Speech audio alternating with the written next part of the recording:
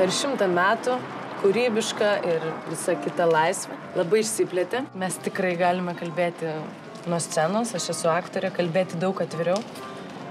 Prieš 100 metų aš manau, kad tai būtų neįmanoma, tai ką mes pasakom šiandien. Ir tai yra didelis žingsnis į laisvę. Dabar mes galim visiškai laisvai išreikšti savo mintį.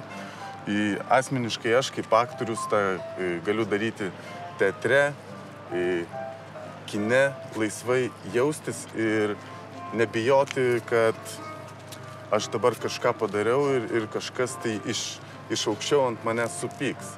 Mes turėtume tai prisiminti. Tautos laisvės kainą, mūsų minčių laisvės kainą ir branginti tai. Ar Lietuvu mums ir īpašs stāsts. Kamēr Rainis, kā jau brīvai dvēselē pienāks, sēdēja cietumā, tikmēr es viņam rakstīju mīles pilnas vēstules.